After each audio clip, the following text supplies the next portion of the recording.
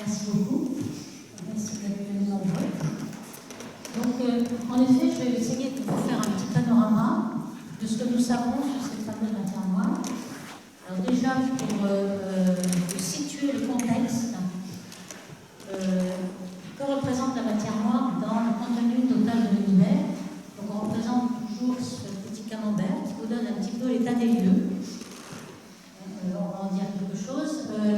La densité moyenne de l'univers est assez faible, comme vous pouvez le voir, 10-29 grammes par centimètre cube, alors que tout ce qui nous entoure, la matière de cette table, ça compte en grammes par centimètre cube. Donc vous voyez que l'univers moyenne est très très dilué, contrairement à une planète comme la Terre. Mais dans tout le contenu, on a quoi? On a la matière ordinaire, des atomes, qui sont l'hydrogène, toute la matière carbone et tout dont nous sommes faits. Et ça, ce n'est que 5% du total, ce qui nous rend très humbles parce que nous ne représentons que très peu dans l'univers, 5%. Nous avons de la matière noire dont on va parler aujourd'hui, mais qui n'est d'une nature qui n'est pas connue. C'est-à-dire que ce ne sont pas des atomes, des neutrons, des protons, des quarks, tout ce que vous voulez, ce qu'on connaît. C'est quelque chose d'exotique. Et donc, on appellera ça non baryonique, parce que les baryons, c'est connu, les protons, neutrons, et non baryonique.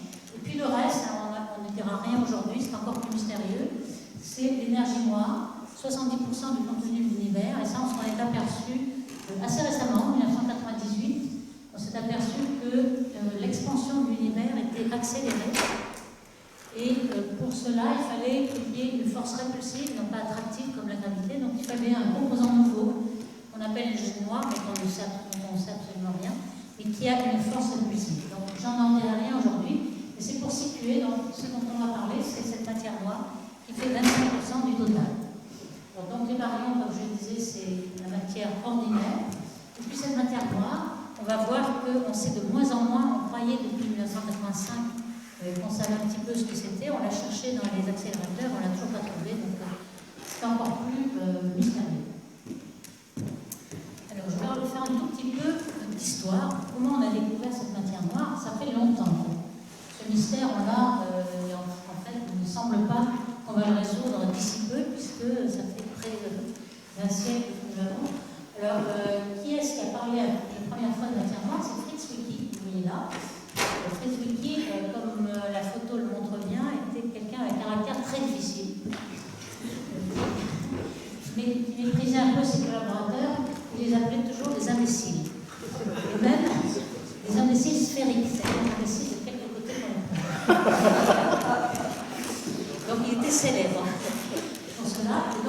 Et c'est vrai, il avait raison, il était en avance dans son temps. En français, qu'est-ce qu'il a fait? Il a montré que, regardez l'amas de Coma. L'amas, c'est un amas de galaxies, galaxie Coma, qui est symbolisé par le dessin ici. Donc, un grand nombre de galaxies. Ces galaxies sont formées donc, de matière ordinaire, des étoiles, du gaz. Et ce gaz émet des raies particulières qui, par leur effet Doppler, un peu comme pour les radars, on a un effet Doppler, on peut mesurer la vitesse de ces galaxies. Donc, il a mesuré la vitesse de ces galaxies. Bon, il travaillait avec le télescope de Californie, de Palomar à l'époque, le plus grand télescope. C'est un Suisse, mais qui a toujours vécu aux États-Unis. Et il avait mesuré que la vitesse relative de ces galaxies dans la Coma était de 1000 km/s. Alors, cette dispersion de vitesse entre les galaxies vous donne une petite idée de la masse qu'il faut pour retenir ces galaxies. Parce que si vous n'avez pas assez de masse, cette vitesse va faire exploser l'amas et on ne devrait pas observer de l'amas. Donc on peut regarder, on peut essayer d'équilibrer l'énergie potentielle de l'amas, avec toute la masse qu'il y a, et puis l'énergie cinétique de toutes ces galaxies. Et on s'aperçoit qu'il faut une masse très très grande dans la Coma, donc puissance 14 de masse solaire, la masse du Soleil. On prend toujours l'unité masse solaire. Et ça veut dire que le rapport entre la masse et ce qu'on voit, la luminosité, donc ce qu'on appelle rapport masse-luminosité, est très très grand. 500 fois plus que le rapport de la masse du Soleil sur la luminosité du Soleil, qui peut servir d'unité, si vous voulez. Donc, normalement, si les galaxies étaient faites juste d'étoiles, on devrait avoir un rapport 1, parce que les étoiles se ressemblent au Soleil, donc on devrait avoir M sur L 1. Eh bien, on a 500. Donc, ça l'a quand même dit, il y a quelque chose qui ne va pas. Il faut 100 fois plus, on peut peut-être dire qu'il y a des masses d'étoiles un peu plus petites que celles du Soleil, donc elles rayonnent moins, donc on pourra avoir M sur L 2, 3, 4, 5, mais il y a au moins un facteur 100 qui manque. Donc 100 fois plus de matière que ce qui est visible. Et donc, gros mystère, il avait émis quelques hypothèses. Soit il y a beaucoup plus de matière dans chaque galaxie, ce qui est possible, soit il y a de la matière entre les galaxies, ou encore même de l'obscuration, puisqu'on savait que dans certaines galaxies, comme la Voie lactée, on a de la poussière qui nous empêche de voir toutes les étoiles. Donc peut-être qu'on ne voit pas toutes les étoiles, enfin quand même c'était difficile d'avoir un facteur 100. Ou alors, il y avait même une hypothèse que peut-être que la gravité n'est pas celle qu'on croit, c'est-à-dire qu'on peut pas appliquer la loi de Newton ou la loi d'Einstein jusqu'à ces échelles-là, puisque personne n'a vérifié que la loi de la gravité était la même à ces échelles-là. Il y avait aussi, très tôt, en 1932, il y avait aussi Kantov, qui était un astronome hollandais, qui voyait aussi dans la Voie lactée, dans notre propre galaxie, il avait regardé le mouvement des étoiles perpendiculaires au plan. La Voie lactée, c'est un plan, un disque, les étoiles tournent dans le disque. Et il regardait les vitesses par effet Doppler des étoiles, et voyait que les vitesses étaient très grandes, beaucoup plus grandes aussi que la masse qu'il y a dans la Voie lactée. Ce n'était pas au-delà de la Voie lactée. Peut-être eux-mêmes, quand on regarde bien, Poincaré, donc si on est un peu chauvin, on voit que Poincaré avait parlé en 1906, donc même avant Explique, il y a un article qu'on peut retrouver ici, sur la Voie lactée, qui avait pensé qu'il y avait beaucoup plus de matière que ce qu'on voit. Il pensait que c'était des étoiles obscures. Alors c'est possible, puisque les étoiles rayonnent pendant un certain temps, et lorsqu'elles n'ont plus de combustible, le combustible qui fait rayonner les étoiles, c'est l'hydrogène, qui se transforme en hélium par une fusion nucléaire. Donc quand on n'a plus de combustible, l'étoile va soit exploser en supernovae, devenir un trou noir, ou une étoile à neutrons, ou un pulsar. Elles sont complètement obscures, donc il pourrait qu'il y ait tellement d'étoiles obscure qu'il y a beaucoup plus de masse. Donc là, c'était une hypothèse, et c'était pas en dehors de la Voie lactée, c'était toujours dans la Voie lactée. Alors, on a commencé par les amas de galaxies, de voir un petit peu cette grande différence entre la masse dynamique, en fait, celle qui est donnée par les vitesses, et la masse visible. Et par contre, dans les galaxies, c'est venu très très longtemps après. Et pourquoi? Parce que c'était très difficile de mesurer la courbe de rotation d'un galaxie à disque. C'est vraiment comme un microsillon, ça tourne autour du centre, et on va mesurer la vitesse de rotation des étoiles, du gaz, autour du centre de la galaxie. C'est ce qu'on appelle courbe de rotation. Ici, vous en avez une. Ici, c'est la vitesse en kilomètres par seconde. Alors, par exemple, le Soleil tourne dans la Voie lactée avec une vitesse de 200 km par seconde autour du centre de la galaxie. Donc, c'est à peu près la même chose dans la nébuleuse d'Andromède, qui est notre galaxie spirale la plus proche, qu'on appelle Messitrondria.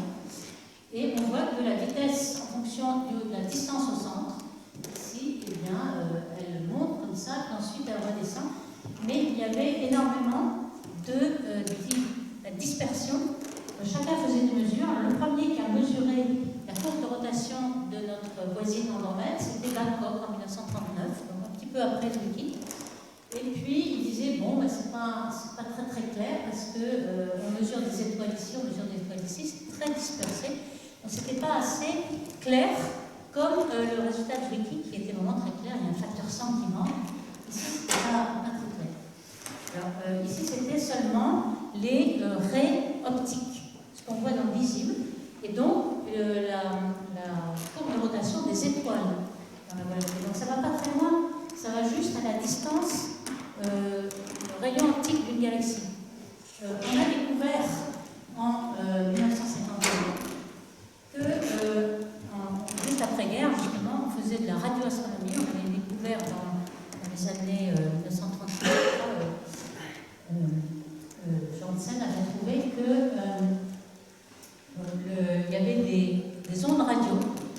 Donc, c'est un peu de la lumière, mais c'est dans les longues d'onde qui sont centimétriques, métriques, etc. Et donc, Yann Hort aussi, dont on a parlé précédemment, avait demandé à son étudiant de dire, ben, si on avait une raie, un petit peu comme dans l'optique, mais en radio, on pourrait voir peut-être plus loin, parce qu'en fait, l'hydrogène, qui est le composant majeur de l'univers, quand on regarde l'univers, il y a un petit peu de carbone, hélium, etc., mais le composant majeur, c'est l'hydrogène.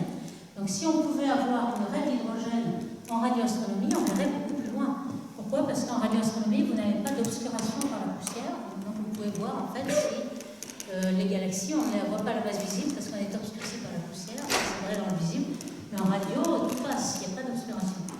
Et en effet, l'étudiant dehors a trouvé, dans les années 49-50, qu'il y avait une raie d'hydrogène à 21 cm de longueur d'onde. C'est une raie hyper fine du niveau fondamental d'hydrogène. Elle est presque interdite, c'est-à-dire il y a un atome qui émet spontanément cette raie tout un million d'années. Donc dans le laboratoire, vous ne le voyez pas, mais comme dans l'univers, il y a tellement d'atomes d'hydrogène sur la ligne de visée que vous pouvez détecter une raie très facilement.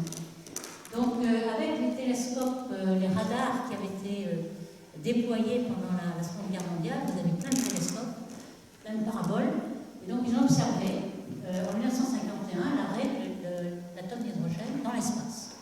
Ça a été une révolution, car on va voir que les galaxies, le disque des galaxies, est beaucoup plus grand en gaz hydrogène qu'en optique. Qu'est-ce qu'on a vu? On a vu ces courbes de rotation. Alors j'explique un peu mieux qu'est-ce qu'on parle quand on dit courbe de rotation. Voici une galaxie, donc c'est un disque avec une spirale, vous avez vu dans le ciel, et donc on voit bien que lorsqu'elle est un peu inclinée, vous avez de la matière qui tourne ici, qui s'éloigne de vous, et puis cette matière, comme elle tourne, elle va revenir vers vous. Donc l'effet Doppler ici, il est nul. Donc vous avez une raie qui n'est pas ni rougie ni bleuie. Et puis lorsque ça vient vers vous, il y a plus d'énergie, ça bleuit. Et lorsque ça s'éloigne, ça rougit. D'accord? Donc vous allez mesurer cet effet-là, un petit peu comme pour l'ambulance, vous voyez un son plus élevé ou moins élevé. Et donc c'est cette courbe de rotation que vous mesurez. Donc ce qu'on voit, c'est que d'un côté où c'est rouge, on a une vitesse plus grande, et de l'autre côté où c'est bleu, vitesse plus petite. Alors évidemment, c'est symétrique en général, pas tout à fait, mais enfin on le symétrise, et on voit cette courbe de rotation, vitesse en fonction du rayon. Donc quel est le problème dans le concept pour retrouver la masse? Eh bien voici par exemple la courbe de rotation de notre Voie lactée, ici le Soleil, nous sommes à peu près ici. Vous voyez la Voie lactée vue de dessus, évidemment ça c'est une vue d'artiste, puisque nous sommes au milieu, nous sommes à peu près là, le Soleil. Il y a une barre dans la Voie lactée, il y a des bras spiraux, nous sommes là, et ce que nous voyons, c'est une galaxie vue par la tranche. Maintenant, on la reconstitue, le Soleil est là, et les points de mesure, ce sont les étoiles. Vous voyez la vitesse en km par seconde en fonction du rayon. Alors ici, j'ai une unité qui est 1000 parsec, parsec c'est 3 années-lumière. Donc ici, ça nous ferait 30 000 années-lumière. La taille de la galaxie, optiquement, c'est en diamètre 100 000 années-lumière. Donc le Soleil est ici, et ce qu'on voit, c'est qu'il y a un petit bulbe. Le bulbe va rendre compte de cette vitesse-là. Il y a un disque. Le disque va rendre compte de cette vitesse-là. Et puis, on voit bien que s'il n'y avait que le bulbe et le disque, c'est bien visible, on devrait prédire cette courbe qui descend. Alors si on va très très loin en dehors du disque optique, on n'a plus de masse, puisque l'essentiel de la masse visible, c'est les étoiles. Donc on s'attend à trouver une vitesse qui tend vers zéro de façon keplérienne. Alors ce qu'on voit, c'est quelque chose qui est plat, plat, plat, plat.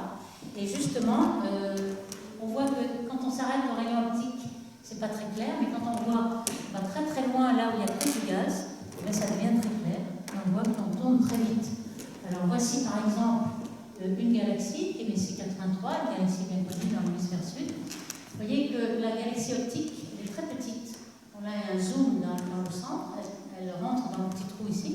Et tout ce que vous voyez en orange jaune, c'est des fausses couleurs. Et c'est une cartographie faite avec l'hydrogène atomique, donc l'atome d'hydrogène, à 21 cm de longueur d'onde. Donc c'était un télescope radio qui a cartographié cette là. On en voit qu'il y a des bras spiraux qui n'ont pas tout à fait la même chose que les bras spiraux qu'on voit optique, et qui vont bien plus loin.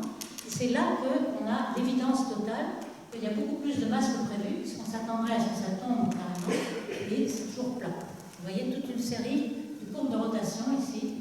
Le Soleil sera à peu près là, et donc ça va bien au-delà du disque optique de la galaxie. Le gaz, lui, il représente très peu de masse. On a à peu près 5 à 10% de gaz, de masse de gaz, par rapport à la masse visible d'étoiles. Donc c'est surtout un traceur de la masse totale. Et on voit qu'il y a beaucoup de matière noire. Donc on a un halo de matière noire autour de toutes les galaxies. Et ça, c'est peu à peu qu'on a obtenu ce résultat. Vous voyez, c'est en 1930, 1940, 1950. Personne ne croyait au résultat de Zwicky, on tenait que c'était complètement fou. Et puis, en 1970-80, on s'est dit, oui, à force de mesurer des courbes de rotation, toutes toutes les constellations sont plates et on a vraiment beaucoup de matière noire. Alors évidemment, ça c'était au fur et à mesure, on ouvre des fenêtres. On avait la fenêtre optique orientée en astronomie, on a la fenêtre radio, et puis tout d'un coup on a une fenêtre en rayons X. Alors les rayons X, on a été obligé d'envoyer des satellites en dehors de l'atmosphère, parce que l'atmosphère nous absorbe tous les rayons X qui nous viennent de l'espace. Donc on a envoyé des satellites en 1966, et on s'est aperçu que dans les amas de galaxies, on avait toute une émission diffuse qui avait toute la taille d'un amas de galaxies. Alors ici c'est l'amas de Coma, c'est justement l'amas où Zwicky avait trouvé qu'il y avait 100 fois plus de matière noire que matière visible. Et tout d'un coup, on voit du gaz qui rayonne dans les X. Pourquoi? Parce qu'il est très chaud, 100 millions de degrés.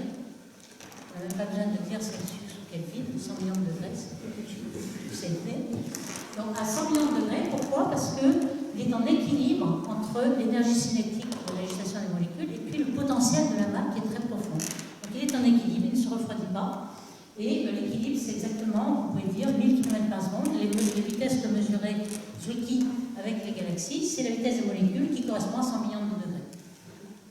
Donc on a bien du gaz qui est en équilibre avec la masse, et alors là, on a bien une masse noire très grande. Au début, on s'est dit, ah, mais ce gaz, il est très massif. On commence à calculer la masse de ce gaz qu'on n'avait pas vu avant, Zwicky n'avait pas vu, parce que les mecs en rayons X. Donc on voit qu'on a ouvert une nouvelle fenêtre, on voit d'autres masses qu'on n'avait pas vues. Et en fait, la plupart de la masse de la matière de Coma est dans le gaz chaud. Il y a 10 fois plus de masse dans le gaz chaud qui revient en moyenne que dans les galaxies. Donc on voit bien que Zwicky s'est trompé d'un facteur 10. Mais il en reste encore. Au début, on s'est dit, ça y est, on a trouvé la matière noire, c'est ça. En fait, non. Il y en a toujours 5 fois plus que la matière visible. C'est le petit camembert que j'ai fait au début. On a 5% de marion et 25% de matière noire. Ce rapport-là, maintenant, il est déterminé avec une grande précision. Donc il faut bien dire que tout ce qu'on voyait avec l'œil, eh c'est pas dans l'examen en tout cas, on a 10 fois plus de masse dans le gaz chaud. Alors là, c'est à grande échelle. Et puis, on l'est encore plus grande échelle, la densité de l'univers. La densité de l'univers va nous renseigner sur justement la quantité de matière noire. On a l'impression qu'on a de plus en plus de matière noire à plus ou moins grande échelle. Donc, à l'échelle des galaxies, il n'y en avait pas énormément. Il y a un facteur 2 ou 3, à l'échelle des amas, un facteur 5, 6, et puis à l'échelle de l'univers, on a vu qu'il y avait ce rapport entre 5% et 25%. Donc, comment on fait pour avoir la densité de l'univers? Eh bien, il y a les équations d'Einstein qui ont été obtenues en 1915, la relativité générale. J'ai appris que vous aviez eu un séminaire sur la relativité générale, donc vous connaissez tout. Donc, vous savez que la relativité nous dit que la gravité n'est pas une force comme les autres. La relativité relie la quantité de masse qu'il y a dans l'univers, masse et énergie, à la courbure, la géométrie de l'univers. Donc il y a une équation avec à gauche la géométrie de l'univers et à droite le contenu de masse. Donc on voit que, alors on va mettre cette quantité oméga qui est, on normalise la densité moyenne de l'univers à la densité critique. Alors pourquoi critique? C'est la densité critique où l'univers devient, soit il est fermé et à une courbure positive, un petit peu comme la sphère qui est ici. Alors dans le dessin que je fais, il faut bien dire que l'univers c'est à 2 dimensions. On n'arrive pas à représenter à 3 dimensions, il faut généraliser. C'est assez difficile d'avoir une courbure déjà à 2 dimensions, mais à 3 c'est difficile. Donc là, imaginez que notre univers c'est la surface de la sphère. L'univers serait à une courbure positive et il serait fini. C'est-à-dire que vous partez d'un côté, vous revenez de l'autre. Donc c'est un univers fini. Alors ça, c'est lorsque la densité est supérieure à la densité critique. La densité critique, c'est très petit. Lorsque la densité est inférieure à la densité critique, alors on a un univers infini et la courbure est négative. On donne un peu cette selle de cheval pour montrer comment la courbure peut être négative. C'est toujours l'univers, c'est la surface, toujours. Et puis, oméga égale 1, exactement la densité critique, alors on a un univers plat, donc sans courbure. Bon, ça ne veut pas dire que c'est une feuille, c'est toujours à 2 dimensions, il faut s'imaginer à 3 dimensions. Alors qu'est-ce que ça veut dire un univers plat à 3 dimensions? Ça veut dire que le photon, lui, qui suit les lignes de plus grande pointe, eh bien, il va en ligne droite. Et en fait, notre univers, on est dans ce cas-là, qui simplifie beaucoup les dessins et les calculs. le photon va en ligne droite. Ça, on s'en est aperçu. Alors, la quantité de masse qu'il y a dans l'univers nous donne justement le destin de l'univers. Si on a, en fonction du temps, la taille caractéristique de l'univers, une taille qu'on va prendre 1 aujourd'hui, puis on regarde ce qu'elle devient par expansion, on sait qu'il y a eu un Big Bang ici, un état très très condensé, très chaud de l'univers, et puis en fonction de cette densité, si la densité est trop forte, par exemple elle est 5 fois plus que la densité critique, eh bien la gravité va faire retomber l'univers sur lui-même et on aura un Big Crunch. On n'est pas dans ce cas-là du tout. Et puis, critique, on serait là, l'univers ouvert, on serait dans ce cas-là. Et en fait, on est exactement dans l'univers rouge, c'est-à-dire qu'on a, on a cette énergie noire que j'ai mentionnée au début, qui fait que c'est la somme des deux qui doit être égale à 1 pour avoir un univers plat. Et c'est en effet là-dessus que nous sommes. On voit que l'expansion est accélérée et s'accélère de plus en plus. On va devenir un univers très très dilué de façon exponentielle grâce à cette énergie noire, dans cette géométrie-là. Et comme on le sait, on a appris beaucoup sur la géométrie de l'univers et sur les caractéristiques de l'univers avec le fond cosmique micro-ondes. Alors qu'est-ce que c'est que le fond cosmique micro-ondes? C'est un rayonnement de fond qui nous vient du Big Bang. Le Big Bang, au départ, on avait un univers très dense et très chaud, plus que des milliards de degrés. Et puis dans l'expansion, il se refroidit. Et donc au départ, on n'avait que du rayonnement. La matière va être créée peu à peu en se refroidissant. Et ce rayonnement, il reste aujourd'hui et il se refroidit de plus en plus. Et aujourd'hui, il vaut 3 degrés Kelvin, plus exactement 2,73 degrés Kelvin. Et c'est dans ce rayonnement que l'on détecte aujourd'hui, et qui est un peu le vestige du Big Bang, qu'on va connaître toutes les caractéristiques de l'univers. Alors comment on peut connaître ça? Eh bien, vous avez sans doute vu cette image qui est l'image de tout le ciel fait avec le satellite Planck. Il y a eu plusieurs satellites qui sont allés regarder l'espace dans cette longueur d'onde-là. Alors 3 degrés K, parce que c'est un corps noir qui rayonne en droite, c'est quelque chose de très froid. Un petit peu comme le fer blanc, ce serait quelque chose qui rayonne en optique, parce qu'il est assez chaud. Lorsqu'on a un univers qui est à 3 degrés K, la longueur d'onde qui correspond à ce rayonnement, c'est la micro-onde, c'est-à-dire 3 mm de longueur d'onde. C'est exactement ce que vous avez d'un four micro-ondes, c'est ça, c'est le millimétrique, les longueurs d'onde millimétriques. Donc dans ces longueurs d'onde millimétriques, on est allé dans l'espace. Alors pourquoi dans l'espace? Parce que quand même, il y a une partie qui est absorbée par l'atmosphère. Pas complètement, on peut observer quand même du rayonnement millimétrique sur Terre. Mais pour avoir autant de précision que ça, il a fallu aller dans l'espace. Alors ce que vous voyez ici, ce sont des fluctuations qui nous viennent du Big Bang.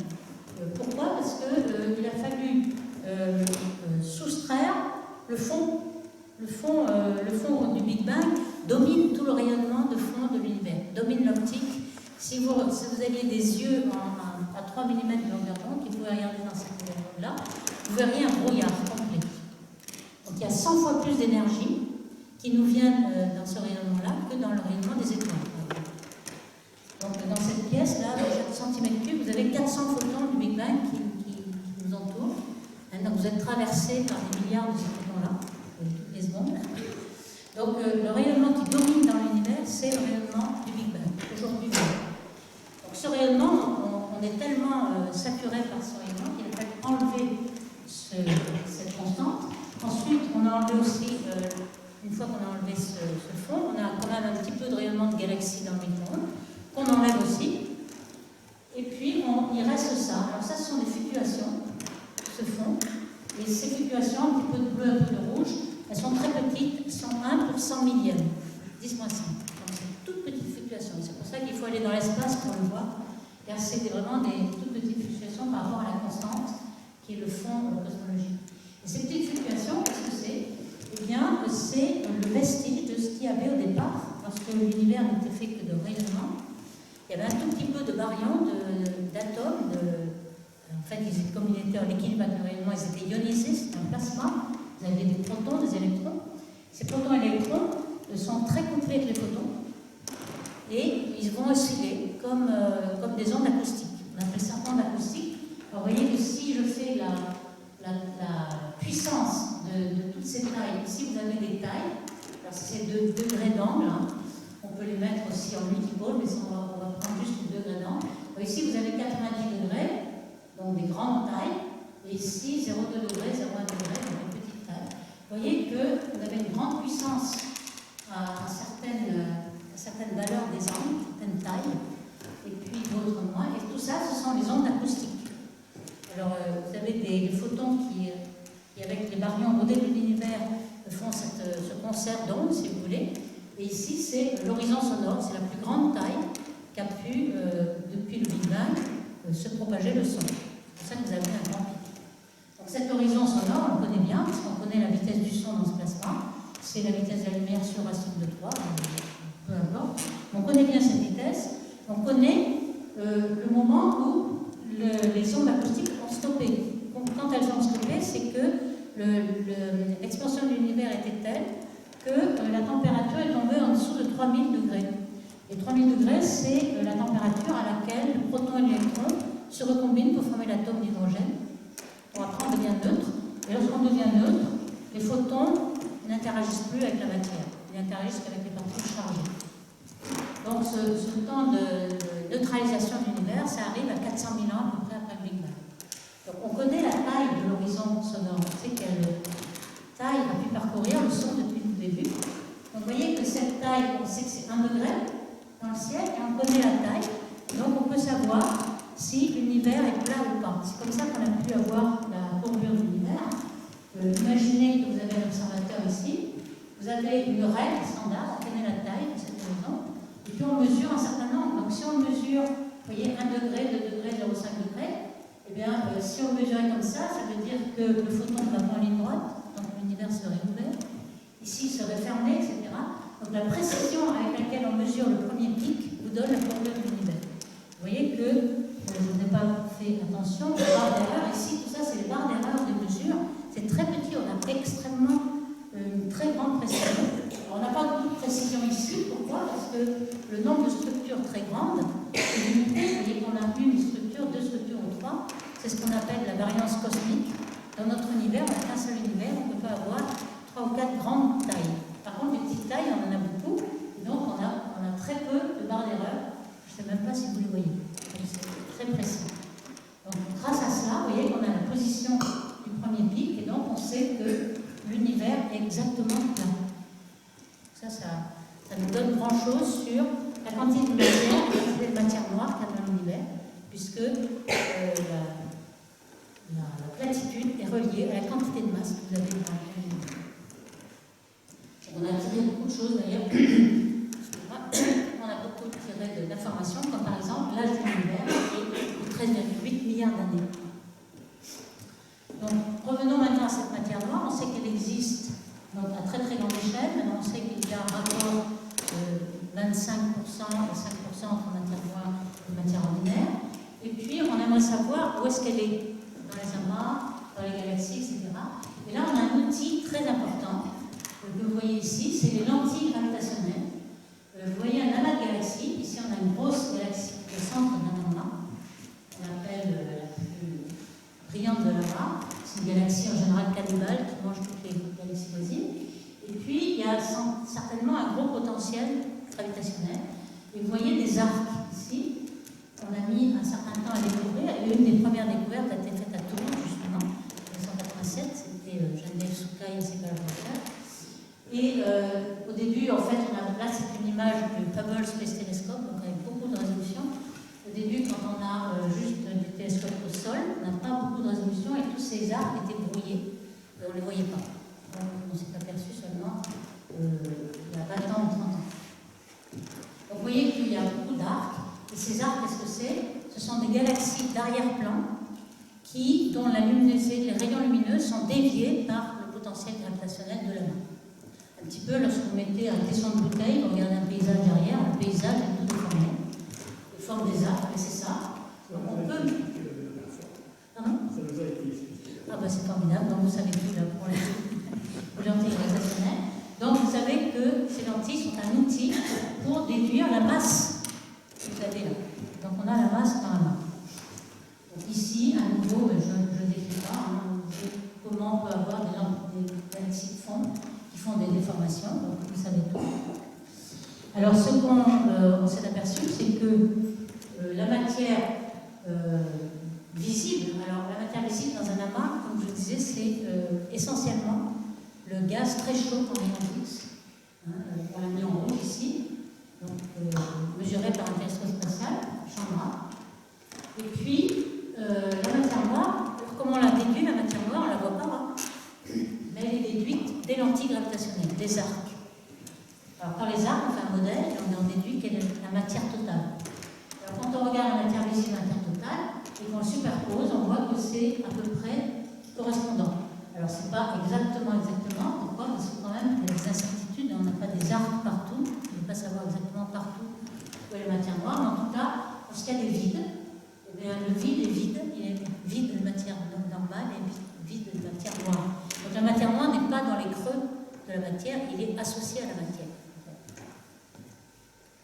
Et à petite échelle, c'est aussi vrai. On a cette fameuse relation qu'il y a entre la vitesse du plateau des courbes de rotation. Je vous montrais que les courbes de rotation avaient tout un plateau. Donc ce plateau nous donne un petit peu la quantité de matière noire qu'il y a dans une galaxie. Donc ça, c'est la matière noire. Et puis ça, c'est la matière visible, la matière du baryon. Donc on voit qu'il y a une très très bonne relation entre ces deux, qui n'était pas prévue, pas attendue. On pourrait très bien dire, bon, dans une galaxie, il y a plus de matière noire que dans l'autre, etc. Pourquoi il y a une telle relation? Alors, cette relation a été obtenue il y a assez longtemps, et le but d'avoir cette relation, c'était d'avoir la distance, pour mesurer la distance, parce que la vitesse ne dépend pas de la distance. Vous avez un effet Doppler, vous avez une vitesse. Par contre, la matière, qui dépend de la luminosité, dépend du carré de la distance. Donc si vous avez une très très bonne relation, vous mesurez la vitesse, vous avez tout de suite la distance. Vous avez la luminosité et la luminosité intrinsèque. Donc c'était une loi qui n'était pas faite pour détecter la matière noire, mais finalement elle nous sert beaucoup. Et on s'aperçoit qu'il y a une très très bonne corrélation entre matière visible et matière noire. Donc ça va nous servir, on va voir pour la suite. Alors, quelles sont les hypothèses que l'on a fait lorsqu'on a été convaincu, et ça a été dans les années 1985, puis ça d'années 1970-80 d'obtention du taux de rotation, et puis en 1985, on s'est aperçu de quelque chose, c'est qu'on commençait à voir les petites fluctuations dans le fond cosmologique. Je vous ai montré les petites fluctuations rouges et bleues qui allaient faire des galaxies, et on s'aperçoit que la dernière surface de diffusion, donc 400 000 ans après le Big Bang, on a toujours des petites fluctuations qui sont que de 10,5. Or, dans l'expansion de l'univers, l'effondrement des structures n'est pas rapide.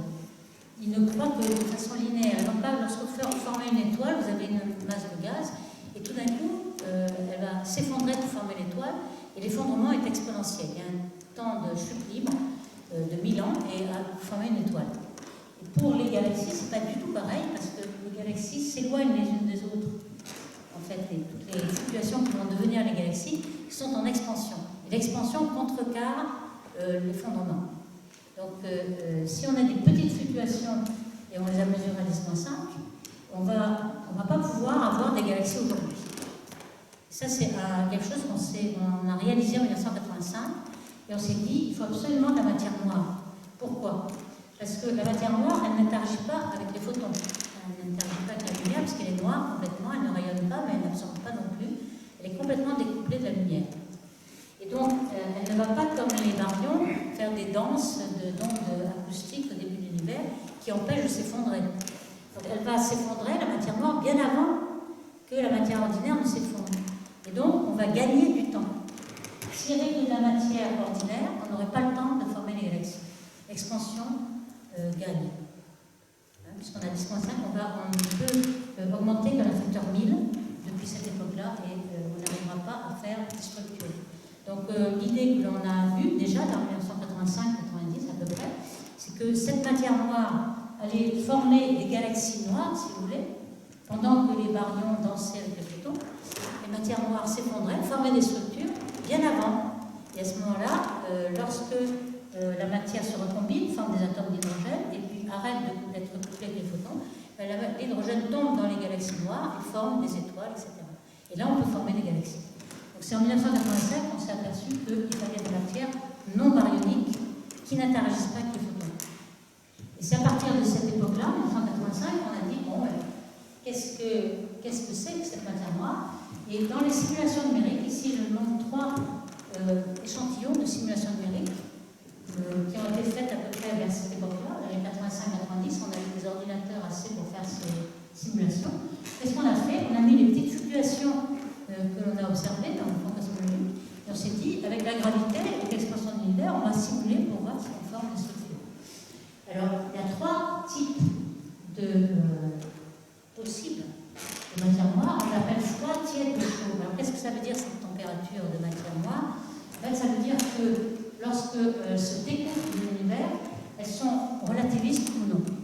Alors, si c'est relativiste au départ, c'est un peu comme les photons, ça va empêcher de former les structures parce qu'il y a une pression de rayonnement, si vous voulez, parce que c'est des photons, ça va à la vitesse de la lumière, et ça empêche de s'effondrer. Donc c'est ça, parce que c'est très chaud, c'est-à-dire que au départ, par exemple, les neutrinos. Les neutrinos, on sait aujourd'hui qu'ils ont une toute petite masse, qui est à peu près de l'électronvolt ou moins, et donc ces neutrinos sont relativistes. Lorsqu'ils se découvrent, ils vont à la vitesse de la lumière, pratiquement. À ce moment-là, ils forment une pression qui empêche la formation de petites structures. Vous voyez que là, on forme que des grands filaments, on ne forme pas de petites structures. Donc cette matière noire chaude, elle a été éliminée assez rapidement parce qu'elle ne correspond pas du tout à ce qu'on observe. On observe des galaxies, on observe beaucoup de petites structures et non pas seulement des filaments. Alors, ces deux-là pourraient marcher, froid et tiède. Froid, ça veut dire que les particules de matière noire sont assez massives au départ, elles ne sont pas relativistes du tout, donc elles sont froides. Donc elles n'empêchent pas la matière de se condenser. Et donc toutes les petites structures se forment. C'est à peu près ça qui va bien. Alors on l'a appelé cette particule hypothétique, quelque chose qui s'appelle WIMPs, on voit en anglais. Pourquoi? Parce que c'est des particules massives qui interagissent très très faiblement. Et à l'époque, il y avait justement une possibilité, dans le modèle standard des particules qui se développait en parallèle, il n'y a aucune possibilité de particules matière noire. Par contre, les physiciens des particules se sont dit pourquoi on n'aurait pas supersymétrie, donc par rapport à l'édifice du modèle standard de particules, il pourrait y avoir des particules supersymétriques. Alors on les classe envers leur spin, il y a des fermions et des bosons, et normalement c'est tous des fermions dans le modèle standard, sauf les particules d'interaction, mais on va supposer qu'il y a beaucoup de bosons dans la particule supersymétrique, et la plus légère dans laquelle toutes les autres se décomposent, c'était le neutralino, et ce neutralino, pendant plus de 30 ans, c'était le principal candidat à la matière noire.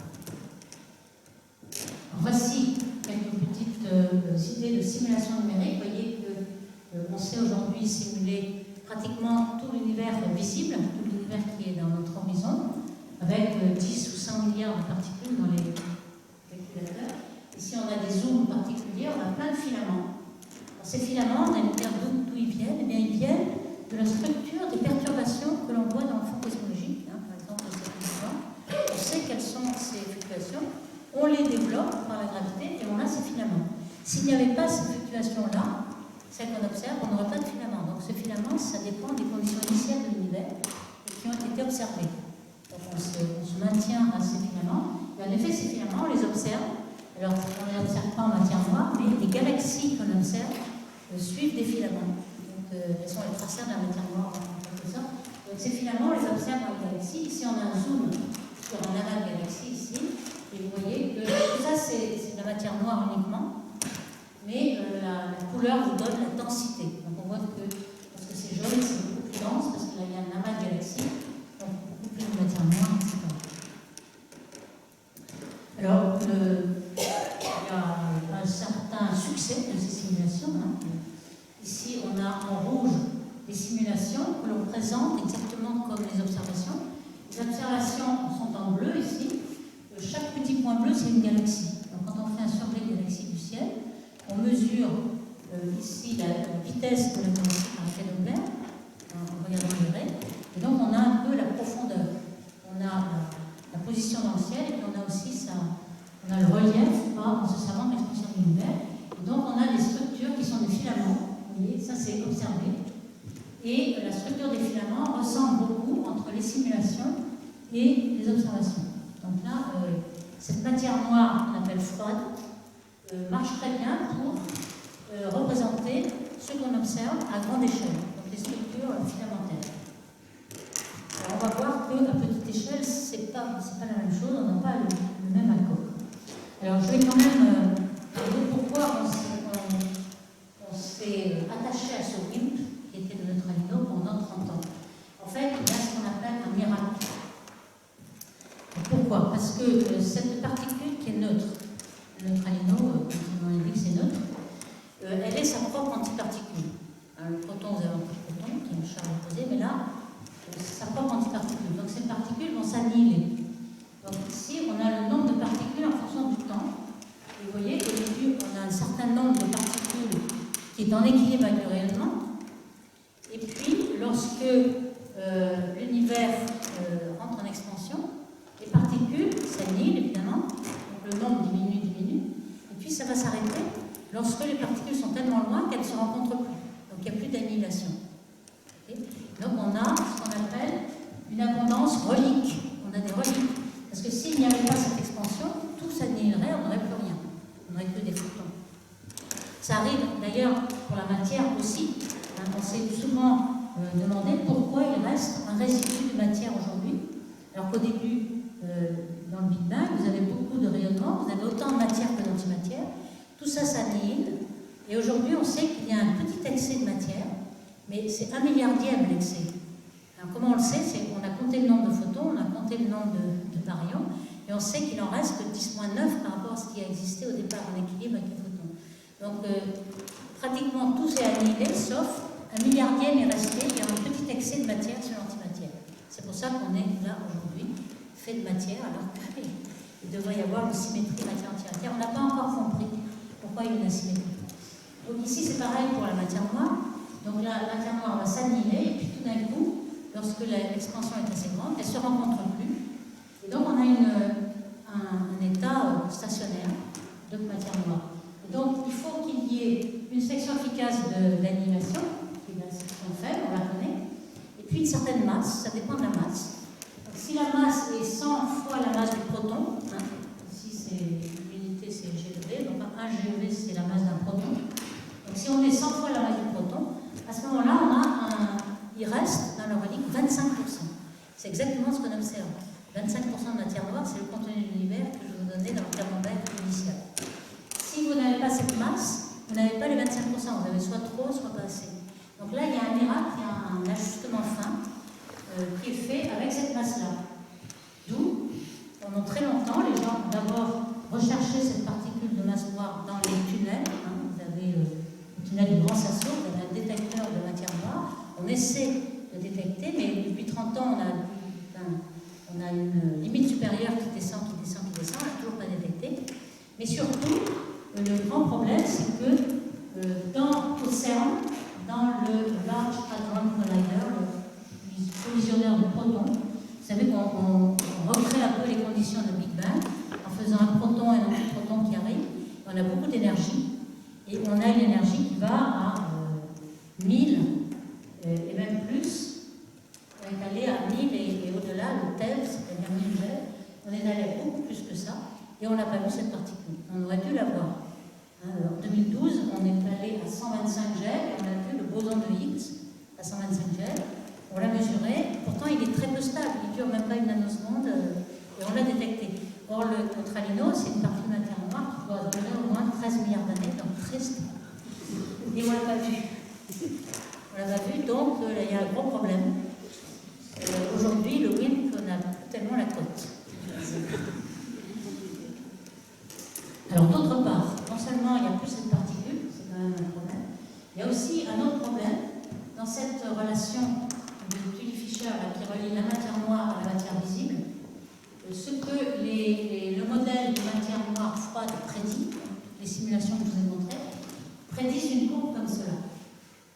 C'est-à-dire que le nombre de baryons, qui est le fraction de baryons universel, qui est 17%, c'est-à-dire 5% sur 30% de matière totale, eh bien on devrait voir cette courbe-là. Or, on a cette courbe-là. Alors déjà, ce n'est pas tout à fait la même pente, mais c'est surtout qu'on prédit beaucoup plus de matière ordinaire dans chaque galaxie. Ça, c'est un mystère encore, hein, on n'a pas encore bien compris. Donc, pourquoi, par exemple, ici, la Voie lactée, elle serait à peu près ici. Donc la Voie lactée, on a un certain nombre de matières ordinaires, on a de la matière noire, mais on aurait dû avoir beaucoup plus de matière ordinaire. C'est-à-dire, il n'y a que 20% de ce qu'on pouvait avoir qui est dans la Voie lactée. 80% de la matière ordinaire est sortie. Pourquoi? Alors, dans les petites galaxies, c'est encore pire. Presque 90% de la matière ordinaire est sortie. Alors comment on s'en sort dans le modèle standard de matière noire? Mais on dit que lorsque on a une toute petite galaxie, les supernovae, dès qu'ils se forment un peu d'étoiles, il y a des supernovae qui vont créer beaucoup d'énergie, de vitesse, qui vont éjecter tout le gaz. Alors là, ça marche à peu près pour les petites galaxies, mais pour la Voie lactée, les supernovae ne suffisent pas à éjecter tout le gaz. Alors là, il y a une autre solution qui est celle de dire que, étant donné que chaque galaxie a un énorme trou noir au centre, un trou noir supermassif, de temps en temps, ce trou noir supermassif avale un peu de matière, devient un quasar, quelque chose de très très lumineux, et c'est tellement lumineux que ça éjecte tout le gaz. Alors il faut quand même qu'on éjecte 80% du gaz de la galaxie. Donc c'est une hypothèse, c'est pas encore sûr, mais vous voyez qu'on a quand même quelques problèmes avec ce modèle de matière noire standard. Alors on a d'autres problèmes. Oui, encore quelques secondes, pour dire que dans les simulations, je vous ai dit que les simulations marchaient très très bien à grande échelle. À petite échelle, alors vous voyez ici c'est la simulation d'une Voie lactée en matière noire, donc on a la Voie lactée, et ce qu'on prédit c'est beaucoup de satellites de petites matières noires.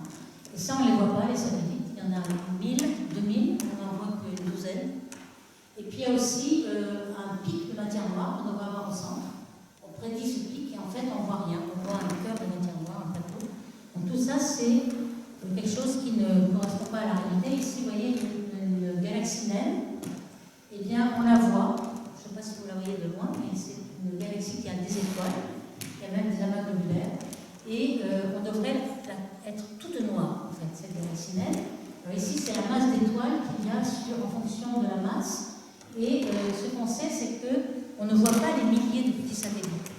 Donc, ce qu'on voudrait, c'est qu'ils soient tous noirs, qu'il n'y ait absolument qu'une étoile. Et en fait, il y a plein d'étoiles dans les petits nombres de satellites qu'on a vus.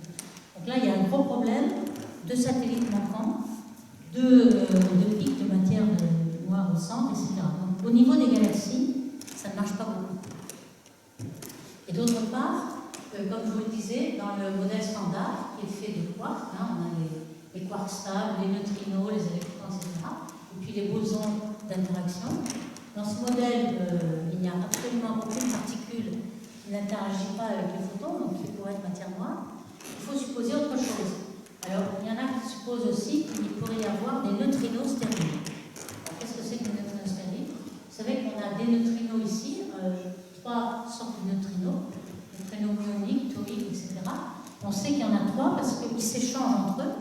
On a résolu ainsi le problème des neutrinos solaires, parce qu'on avait un flux de neutrinos qu'on détectait, qui était venant du Soleil seulement un tiers de ce à quoi on s'attendait. Et en fait, c'est parce qu'on détectait que ces neutrinos-là, et qu'un tiers du temps, ils étaient muoniques, un tiers du temps, ils étaient thoriques, en quelque sorte.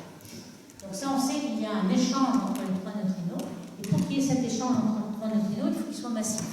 Donc on a une toute petite masse de neutrinos, mais c'est négligeable par rapport à la matière noire. Donc les neutrinos ne peuvent pas faire de matière noire.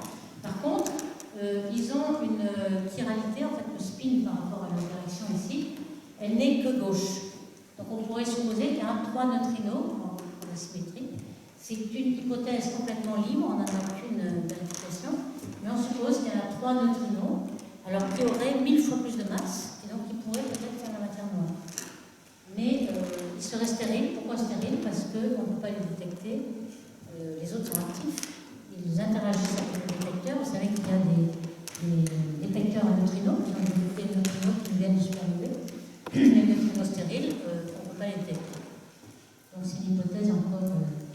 Alors on a quand même des limites supérieures sur ces neutrinos stériles qui sont les absorbants devant les quasars. Je n'ai pas le temps de développer beaucoup, mais dans les spectres des quasars, il y a une raie de l'hydrogène ici, il y a une forêt d'absorbants, et ça nous permet de détecter la structure à petite échelle de l'univers.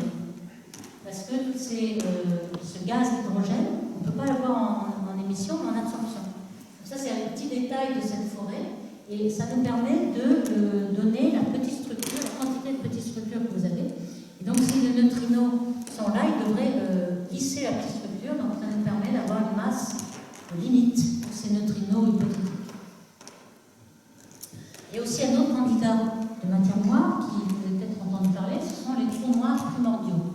Alors, les trous noirs, on sait qu'il y en a des supermassifs dans chaque galaxie, mais pourrait-il s'en créer au début de l'univers? Ça a été une supposition qui n'est pas beaucoup vérifiée aujourd'hui, mais enfin, pourquoi il pourrait y avoir des trous noirs primordiaux?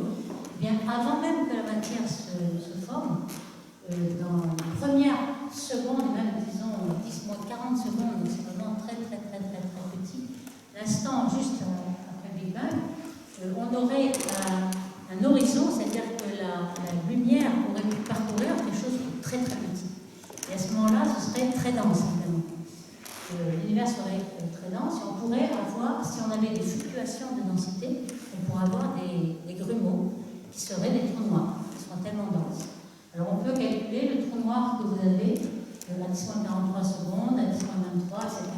Alors je m'arrête ici, parce que 10 puissance 15 grammes, c'est le trou noir qui, si vous êtes inférieur à cette masse, va vous évaporer dans le temps de l'univers. On sait que les trous noirs s'évaporent. M. Hawking l'avait déjà trouvé dans les années 70. Et donc, les petits trous noirs sont plus chauds que les autres, s'évaporent plus vite. Et donc, tout cela, on peut les éliminer parce qu'ils devraient avoir disparu. Donc, c'est pas faire une matière noire, puisqu'ils seraient tous évaporés. Donc, si vous voulez des trous noirs qui restent aujourd'hui, il faut qu'ils soient supérieurs à ça. Il peut y avoir des masses de l'ordre du Soleil, un peu plus. Alors, le problème, c'est que tous ces objets compacts, on a déjà cherché voir s'ils existaient par les lentilles gravitationnelles. Et c'est ce qu'on appelle une micro-lentille. Donc dans les années 90, on a cherché parmi les étoiles des nuages Magellan, qui sont les galaxies les plus proches, on a regardé si ces étoiles étaient déviées par un objet compact qu'on ne voyait pas. Et on a éliminé toutes les masses en matière noire. Donc et on a éliminé aussi une certaine quantité de candidats.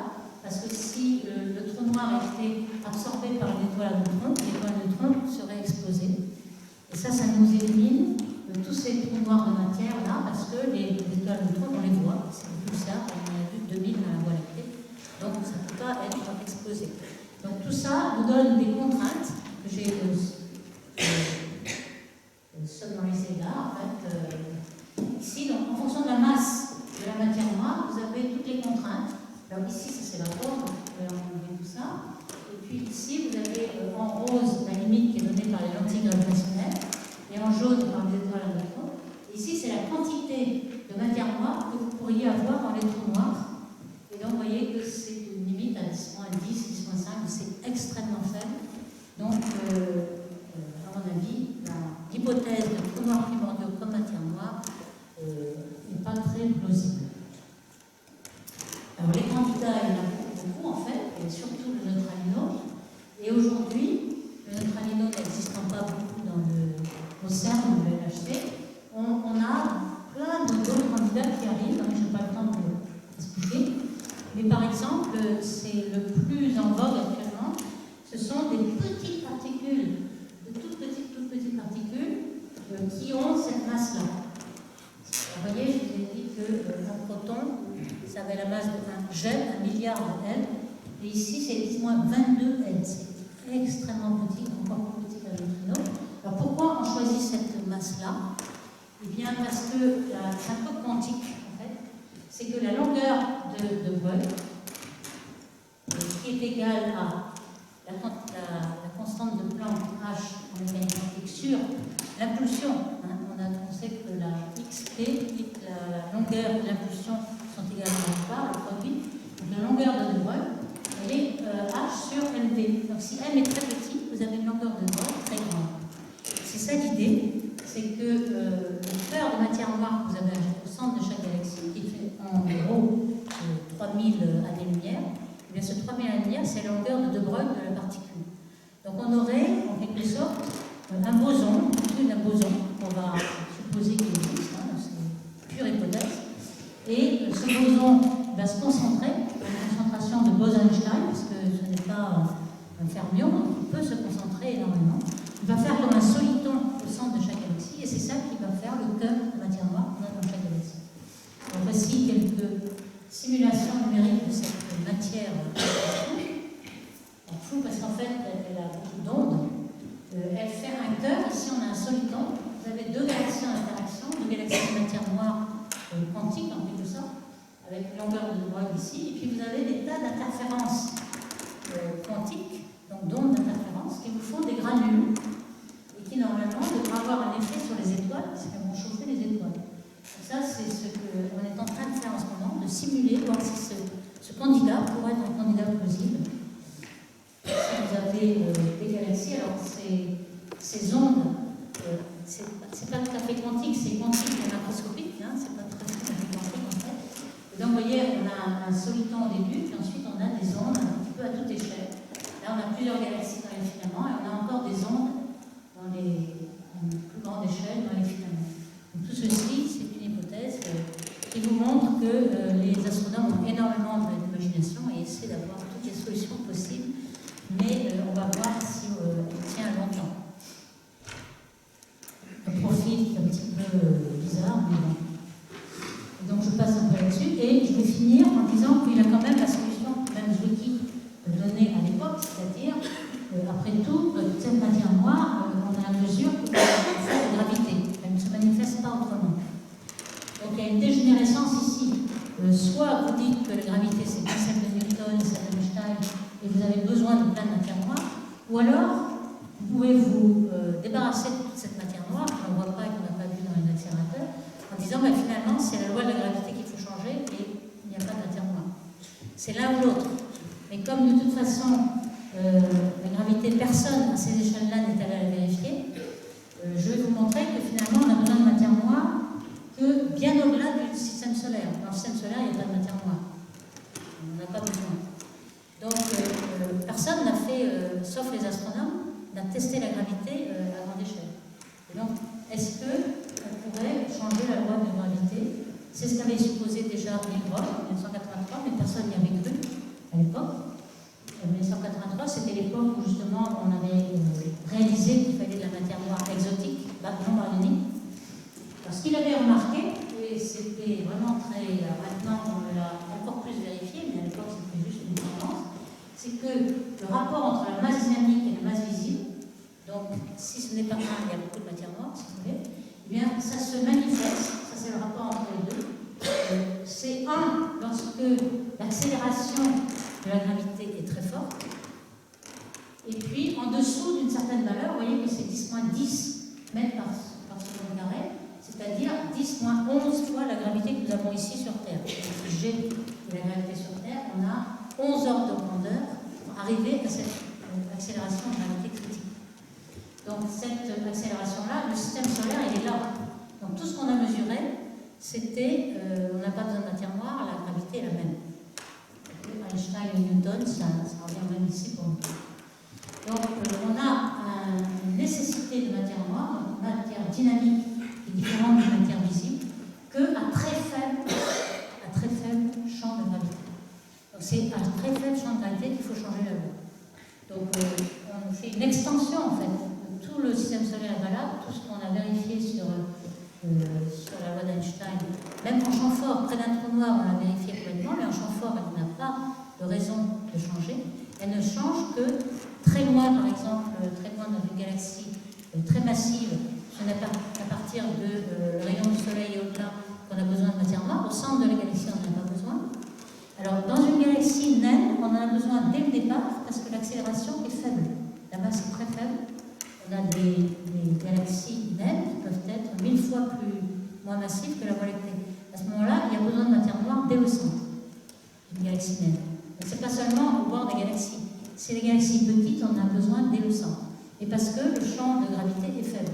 Donc c'est seulement en champ faible qu'on a besoin de changer la loi. Et donc la loi, par exemple, ce qu'on appelle MOND, modification de gravité, c'est une loi qui ne serait plus en 1 sur R2, mais en 1 sur R, dès qu'on descend en dessous de cette accélération critique. Et donc on a bien tous les plateaux de commutation rotation qui sont constantes par construction. Et on a la loi de Fischer aussi, qu'on n'avait pas expliqué aussi par construction.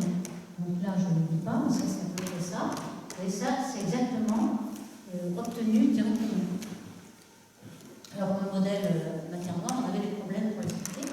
Et de même, ici, vous avez une galaxie un peu naine, avec une accélération qui est assez faible dès le départ. Donc là, la loi de la courbe de rotation donnée par les étoiles est celle-ci. Il y a plus de gaz que d'étoiles dans cette galaxie naine. Et puis, vous voyez, les points de mesure sont là. Et la courbe, c'est la courbe de galaxie modifiée, de gravité modifiée. Donc, on la modifie dès le centre de la galaxie parce que la gravité est faible. Par contre, ici, vous avez une forte, vous voyez que là, c'était 60 km/s. Ici, vous avez une galaxie massive qui tourne à 200 km/s. Et là, il n'y a pas besoin de changer la loi de gravité, on la change au bord. Et finalement, toutes les courbes de rotation, soit qu'elles montent, soit qu'elles descendent, elles sont toutes bien représentées par un changement de la loi de gravité. De même que pour l'influence sur la stabilité, donc je n'ai pas le temps de... Alors, il y avait juste un gros problème pour cette loi de modifier, c'est que dans les amas de galaxies, ça ne marche pas. Ça marche très très bien pour toutes les galaxies, mais pas pour les amas. Dans les amas, vous avez le fameux amas de Coué, qui est une collision entre deux amas de galaxies. Ce que vous voyez en rouge, c'est les rayons X. Donc on a vu que tous les baryons de la matière ordinaire étaient dans le gaz très chaud qui est le rayon X. Et puis en bleu, vous avez la matière totale qui est déduite des lentilles gravitationnelles, déjà. Et puis en blanc, vous avez les galaxies. Donc ce que vous voyez, c'est que le petit amas là, est passé à l'intérieur du gros. La vitesse, on ne peut pas la mesurer par effet Doppler puisqu'elle est dans le camp du ciel, mais on peut la mesurer par l'onde ici de choc. L'onde du choc nous dit que c'est Mach 3. Donc c'est quand même 4700 km/s de collision entre les deux amas. Et puis, évidemment, le gaz il s'arrête, parce qu'il est visqueux, il va s'arrêter dans la collision. Par contre, les galaxies ne se voient pas, ils se traversent, et puis la matière noire aussi. Donc on voit que dans ce système-là, on a pu séparer matière noire et matière visible, parce que la matière visible est rouge ici et les galaxies contiennent assez peu.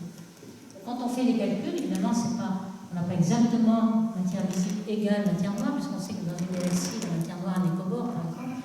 Et là, on voit qu'on manque de matière noire. Pourquoi? Parce que le champ de gravité n'est pas assez faible pour être en dessous de l'accélération critique, on n'a pas assez d'effet de modification. Donc on a un gros problème. On a aussi un problème pour la matière noire, parce qu'on a pu montrer que la matière noire n'était pas en collision. Donc ça nous donne aussi des contraintes sur la matière noire éventuelle. Donc là, je passe un petit peu. Je crois que je passerai aussi sur le fait qu'on ne connaît pas tous les baryons, donc ça bien.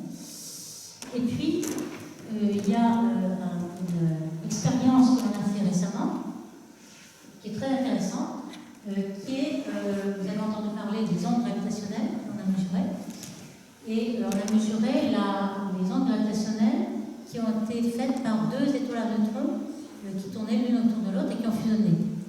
Et on a détecté les ondes gravitationnelles au même instant, pratiquement à quelques secondes près, à 2 secondes près, que tout le rayonnement électromagnétique qui s'en est suivi.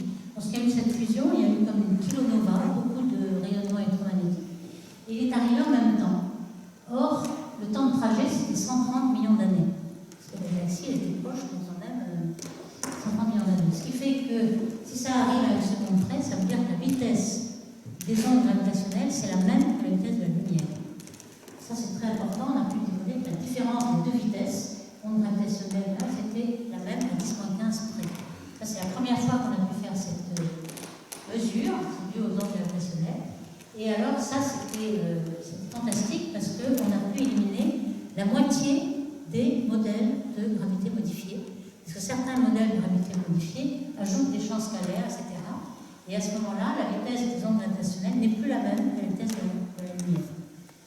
Et notamment, celle qui avait été imaginée pour rendre la théorie de monde, le minimum, compatible avec la relativité générale, ça s'appelait 2S, c'est-à-dire un champ tensoriel de théorie scalaire, elle a été éliminée du même coup.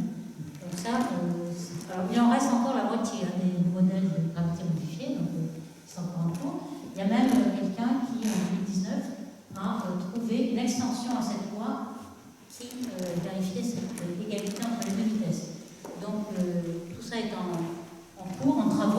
et rien n'est perdu. Mais c'est quand même difficile. Hein. Je veux dire que c'est pas si facile que ça de modifier la gravité et de trouver quelque chose qui correspond aux observations. Donc je vais passer et je termine là la dernière possibilité, théorie, nouvelles idées, qui me semble nouvelle, et celle de Berlin 2 ici, Henrik Berlin 2, qui est de dire que la gravité n'est pas vraiment une force, c'est une force émergente en quelque sorte, c'est une maximisation d'entropie. Donc là, il se base sur un peu l'entropie du témoin, en fait, qui était due à Hawking et Wittgenstein. Donc là, je ne vais peut-être pas rentrer tout dans les détails, mais pour vous donner une idée de sa nouvelle conception, en fait, de la gravité, c'est que par exemple, vous avez, pour un gaz parfait, là, qui est représenté ici, vous savez qu'on n'a pas de température, bien sûr, on a des mouvements browniens qui sont des vitesses. Et à grande échelle, vous avez une température. C'est une quantité émergente. Ça n'existe pas à l'échelle microscopique. Ici, pareil, pour, par exemple, une force qui serait due à un polymère. Le polymère a une interaction microscopique qui attire le polymère entre eux. Donc, vous avez une résistance. Lorsque vous tirez ce polymère, vous l'étirez. Et donc, ça vous fait, vous avez un désordre plus ou moins grand. Et lorsque vous tirez, vous avez une force qui, en fait, n'est pas une force. C'est juste une minimisation d'entropie. Il y a un petit peu l'idée, c'est que la gravité est quelque chose qui nous apparaît à grande échelle et qui vient d'une force microscopique à petite échelle, des petits phénomènes dont on ne sait pas ce qu'ils sont, qui va proposer quelque chose d'ailleurs, mais qui sont dus sans doute à un phénomène quantique et qui n'est pas une vraie force. Donc c'est ça l'idée. Et l'idée dont on se serait à l'échelle microscopique, c'est justement cette intrication quantique. Cette intrication quantique, on sait qu'elle existe, on s'en sert d'ailleurs dans la cryptographie. Ça veut dire quoi? Ça veut dire que on sait qu'en mécanique quantique, les systèmes sont décrits par des paquets d'ondes, et lorsque deux systèmes sont en interaction, ils ont un paquet d'ondes commun. Et lorsque ces deux particules, mettons A et B, s'éloignent ensuite l'une et l'autre, elles gardent en fait ce souvenir de l'interaction commune. Lorsque vous faites une mesure en A qui est très très loin, eh bien en B vous avez réduit le paquet d'onde et vous avez modifié l'onde en B. Et ça a toujours été un énorme mystère parce que on dirait que l'information va plus vite que la vitesse de la lumière, vu que c'est instantané, et qu'on a vérifié cet état jusqu'à 100 km en laboratoire. Donc on sait qu'il y a un problème qu'on n'arrive pas à c'est contre-intuitif, on n'arrive pas à s'expliquer. Cette intégration quantique, Berlin 2 se propose de dire que justement, cette variation d'intrication quantique à petite échelle qui va nous créer ce problème de gravité et de matière noire à grand temps. Donc, il essaie de calculer cette entropie ici, dans une forme relativement simple finalement, et je passe sur le détail, mais quand il développe la quantité de matière noire qui en découle de cette. Il n'y en a pas de matière noire équivalente, apparente, eh bien, il retombe sur une gravité qui est modifiée en champ faible. Un petit peu comme pour Monde avec Windhorst. Ça, c'est intéressant. Donc, deux possibilités d'avoir cette intrication quantique. Et quand on regarde un petit peu dans les amas, l'aspect nouveau par rapport au modèle de Monde, c'est que dans les amas, il marche beaucoup plus. Donc, on avait vu que dans les amas, il y avait un gros problème, ça marchait au niveau galaxie, pas dans les niveaux d'amas. Dans les niveaux d'amas, on a quelque chose qui marche beaucoup mieux que pour la théorie de Monde. Donc, certains ont fait des hypothèses, par exemple pour les arcs gravitationnels de lentilles. Un accord assez bon a été fait avec les observations. Donc, c'est quelque chose en travaux qui vient d'arriver, donc qui va peut-être être éliminé dans les années futures, je ne sais rien. Mais en tout cas, c'est quelque chose assez nouveau comme idée. Donc, à développer. Donc, si je conclue, on a vu que les galaxies et les gaz visibles, ce n'était que 0,5% de tout le contenu de notre univers. On a vu qu'on manquait quand même pas mal de matière ordinaire qui est encore noire. Ça, on espère le résoudre. Et puis, il y a cette fameuse matière noire exotique. Donc, si on ne modifie pas la gravité, on est obligé de supposer qu'il y a un candidat. Alors maintenant, il est entre 10-22 et 10-12 L. Vous voyez un peu le gamme de masse qu'on est obligé de supposer, et donc ça veut dire qu'on n'en sait rien du tout. On a quelques contraintes, ça n'est pas formidable pour l'instant, et puis l'hypothèse de gravité modifiée est toujours en travaux, et peut-être ce sera l'une ou l'autre qui va dire. Merci.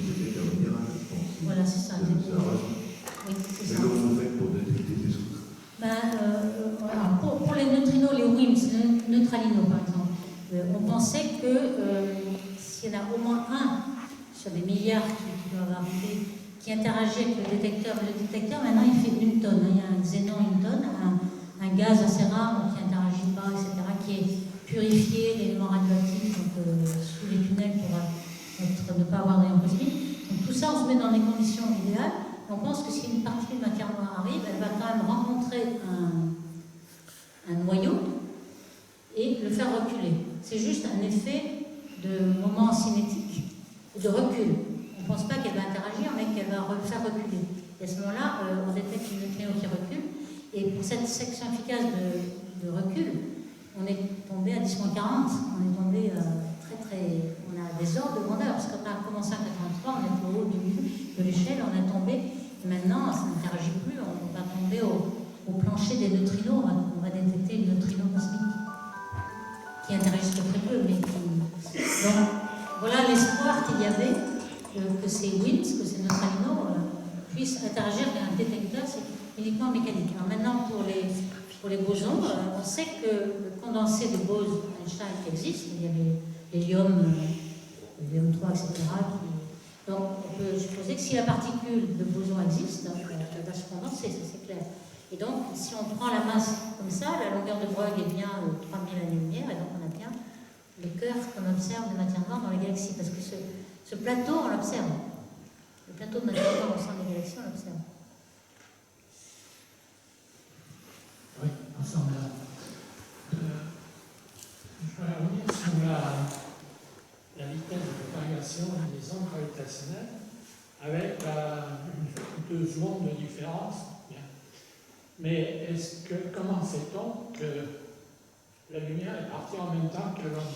Oui, parce que c'est une kilonova, c'est une explosion de supernova qui arrive une fois tous les 1000 ans. Et qui est arrivé au même endroit parce qu'on a fait une alerte. L'onde gravitationnelle est arrivée et toutes les alertes sont parties et tous les télescopes optiques, radio se sont penchés et on a eu la kilonova qui était ce qu'on appelle une suite de la fusion des étoiles à neutrons.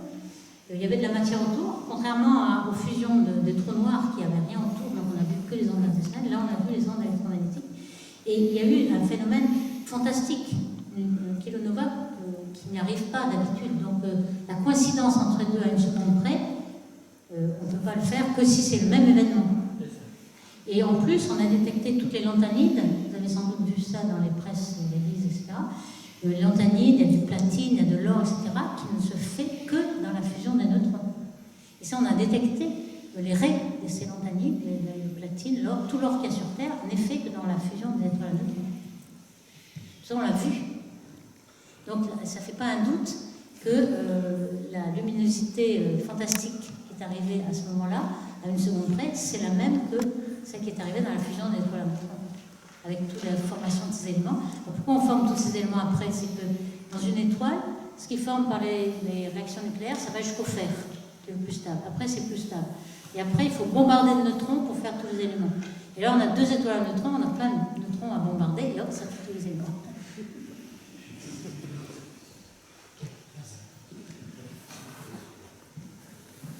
Oui, merci pour l'exposé.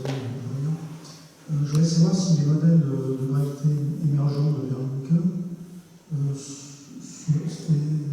constituent une voie vers la gravité, des modèles de gravité quantique. Oui. Et les relations avec la gravité quantique à boucle.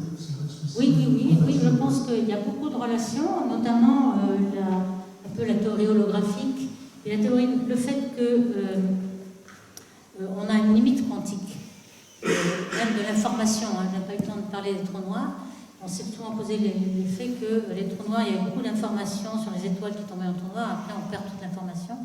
Et King avait montré que l'information se trouvait sur la surface, c'est-à-dire qu'on n'a pas autant d'informations qu'on le croit, parce qu'on s'arrête à la taille de Planck. On n'a pas, l'infiniment petit n'est pas infiniment petit, et donc dans la gravité quantique à boucle, on s'arrête à une taille, et il n'y a rien au-dessous de la taille. Donc on n'a pas autant d'informations, on peut aller à l'infiniment grand, mais l'infiniment petit n'existe pas. Donc c'est la même chose. Est-ce que finalement la pseudo-matière noire qu'on observe, le phénomène... Alors là l'implication quantique explique... de l'aspect quantique de la gravité. Que ça serait juste un effet quantique de la gravité. Voilà, ça c'est l'idée de Berlin 2 qui n'est pas encore bien prouvée. Hein. C'est une idée, mais il me semble que ça va dans le bon sens parce que c'est vraiment la gravité quantique qu'on ne connaît pas. Et c'est certainement là qu'on va avoir la solution. Mais dans quel sens? Peut-être qu'il se fourvoie dans ce sens-là, c'est peut-être une autre direction. Et c'est le seul qui a essayé de mettre un peu de quantique dans la gravité quantique.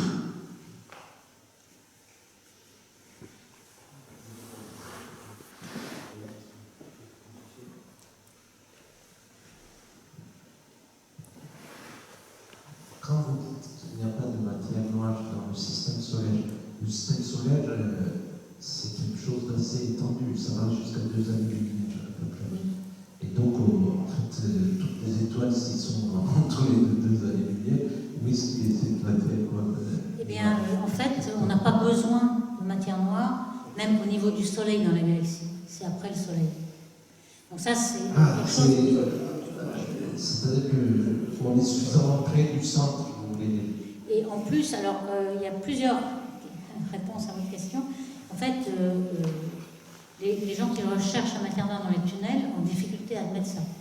Parce que sinon, s'il n'y en a pas au niveau de Soleil, c'est pas la peine de chercher dans les tunnels. Donc, ils ont supposé que s'il y avait de la matière noire au bord, il y en avait fatalement au centre. Ce qui est possible, parce que c'est difficile d'imaginer qu'il y a un anneau comme ça, et que la matière noire qui va dans tous les sens n'arrive pas un peu au centre aussi.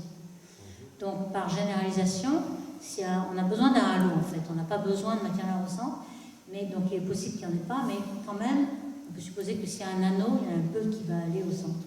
C'est pas incompatible, vu les barres d'erreur, qu'il y ait un peu de matière noire, même si on n'en a pas besoin. En tout cas, pour la gravité faible, le champ de gravité, si on va à 1 année-lumière, il est assez faible pour qu'on ait toujours Einstein et on n'a pas besoin de modifier la gravité. Là, c'est plus une question de matière noire. C'est une question, faut-il modifier la gravité? Est-ce que la gravité est assez faible à 2 années-lumière du Soleil? Oui, elle est assez forte pour que ce soit encore la gravité newtonienne.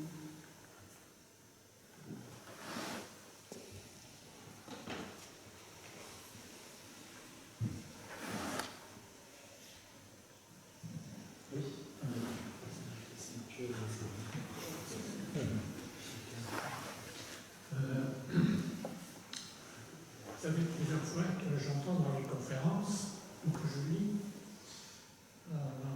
tout ce qu'on peut lire dans la presse, enfin spécialisée, et vous avez évoqué cette température dans les amas de galaxies, cette température du gaz qui atteint 100 millions de degrés. Peu importe comment on la mesure, mais d'où provient, quelle est l'explication, je dirais, de cette température? C'est assez simple. De cette énergie? C'est assez simple. C'est l'énergie à l'équilibre du viriel, de l'amas. L'amas est très profond. Il contient, on avait dit 10 puissance 14 fois la masse du Soleil. Donc c'est 1000, 2000 galaxies qui sont en ligne. Donc le puits de potentiel est très grand. Et donc, dans le pluvipotentiel, si vous mettez des billes, par exemple, vous mettez des billes qui arrivent à B égale 0 au bord, eh bien, par la potentielle, elles vont avoir une certaine vitesse. Eh bien, c'est ça. Imaginez qu'il n'y a pas de frottement, évidemment, donc, la vitesse, alors que la bille était à 0. Donc là, les molécules, elles vont à 1000 km par seconde, parce qu'elles sont tombées dans un pluvipotentiel qui leur a donné de l'énergie gravitationnelle. Et donc, c'est les mouvements browniens des molécules qui font la température. La température n'existe pas. Et là, c'est 1000 km par seconde, ça équivaut à 100 millions de degrés. C'est ça. Donc, elles sont à l'équilibre du viriel. L'énergie potentielle égale l'énergie cinétique. Donc, elle est à l'équilibre en plus parce qu'on pourrait dire, bon, ça va peut-être se refroidir. En effet, ça rayonne un peu, mais ça rayonne en collisionnant. Et donc, c'est proportionnel à la densité au carré. Il faut que deux particules collisionnent. Et donc, on n'est pas assez dense pour qu'elles se refroidissent. Alors là, il y a un problème très intéressant, c'est qu'au centre, on pensait qu'il y aurait des flots de refroidissement, parce qu'au centre, ça commence à être dense. Alors, pour vous donner une idée, combien de particules par centimètre cube il y en a 10-3 particules par centimètre cube au centre de l'amas, et 10-6 particules par centimètre cube au bord. Pour vous donner, dans cette pièce, il y a 10 puissance 23 particules par centimètre cube. Hein, donc, c'est faible. Et donc, elle n'arrive pas à collisionner pour rayonner, parce qu'il faut qu'elle collisionne pour rayonner. Donc, on pensait quand même qu'avec 10-3, on arriverait un peu à avoir du gaz qui se refroidit et tombe. Et on s'est aperçu que ça arrive de temps en temps, mais il y a un trou noir qui arrive au centre et qui repousse le gaz, et en fait, il se refroidit dans des bulles. Donc, on a des petits flux de refroidissement, mais ce n'est pas assez pour changer l'équilibre, pour vous poser la question. On a quand même 100 millions de degrés, et de temps en temps, on a un petit peu de gaz qui refroidit, qui tombe au centre, et qui enrichit la galaxie centrale, qui est énorme, qui a avalé toutes les galaxies, et puis qui a un petit peu de gaz de temps en temps. Merci.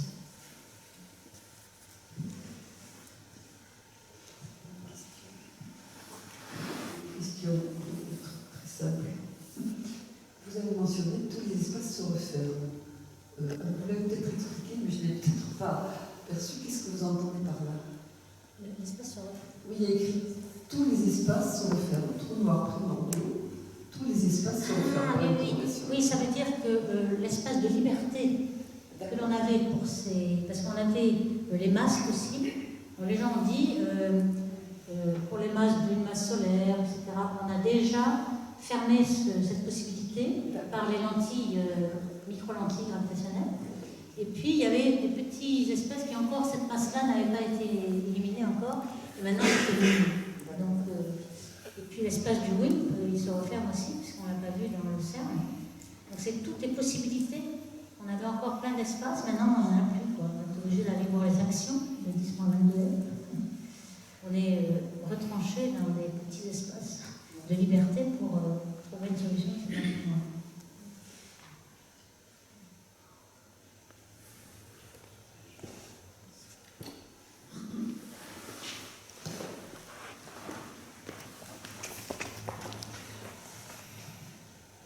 Il va falloir m'excuser parce que ce n'est pas une question scientifique du tout. Simplement, vous parlez de Stephen Hawking, qui donc est intervenu. Est-ce que vous pouvez savoir comment Stephen Hawking pouvait exprimer quelque chose dans ce domaine dans l'état où il était?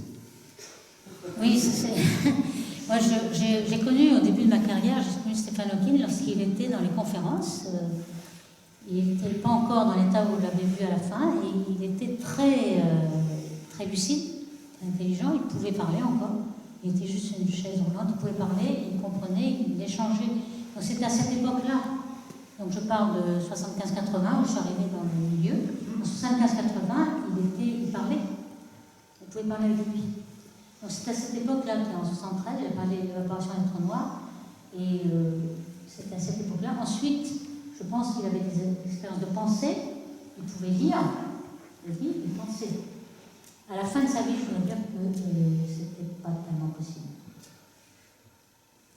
Parce qu'en fait, les médecins ne pensaient pas qu'il vivrait jusqu'à 75 ans, comme ça. On pensait que, disons, dans tout le début de sa maladie, il était assez lucide, il pouvait lire, parler, puis après, il y avait un robot qui parlait à sa place, et après, il ne pouvait plus bouger. Parce qu'à la fin, je pense que c'était pas tellement possible. Il y a pas une légende autour de ça. Est-ce que vous avez une préférence dans les travaux? Non, moi je suis complètement agnostique. J'attends de savoir si on détecte une particule, je dirais bon, et si on ne détecte rien, et que nous on travaille sur les deux sujets. Donc on travaille sur les actions actuellement, on a travaillé beaucoup sur les matériaux modifiés, on a beaucoup travaillé sur la matière noire froide, on a fait des simulations numériques, et on travaille sur les deux, comme ça on est sûr de gagner.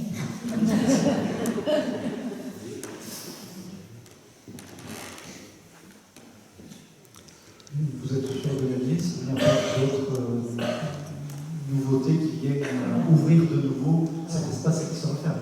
Voilà. Et s'il y a une nouveauté, on va s'y accrocher aussi.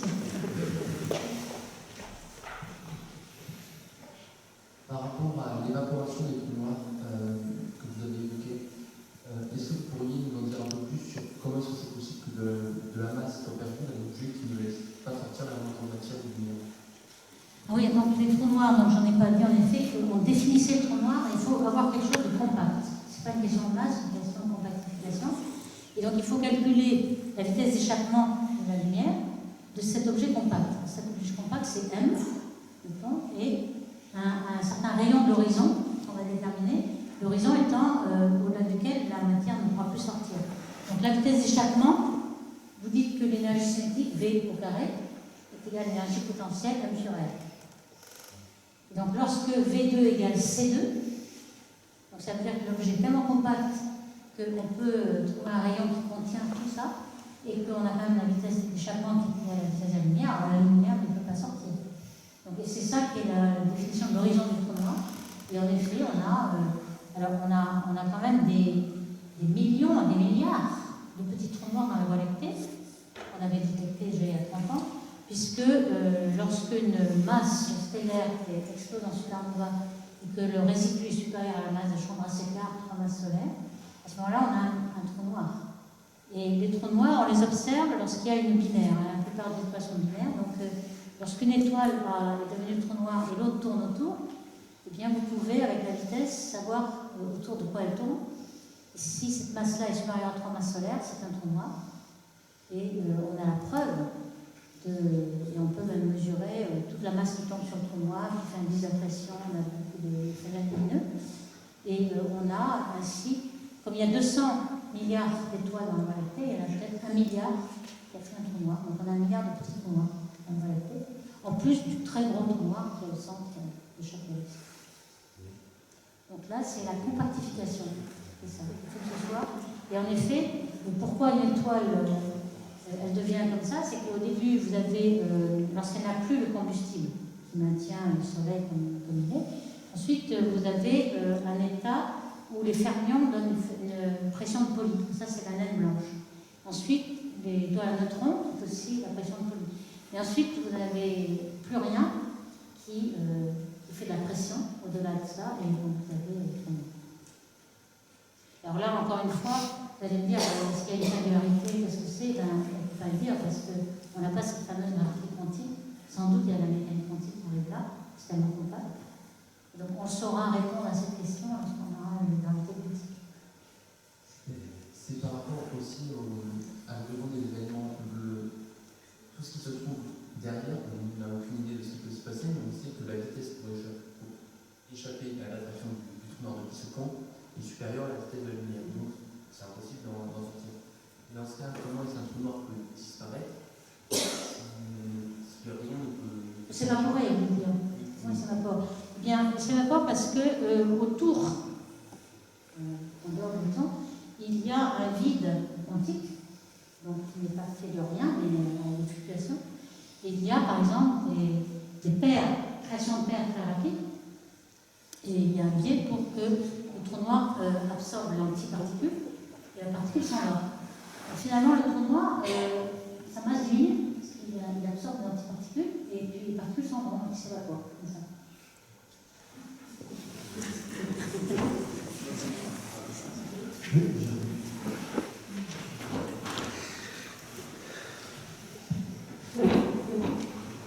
Est-ce que vous pourriez réexpliquer les espaces avec oméga, donc c'est super rare, Ah oui.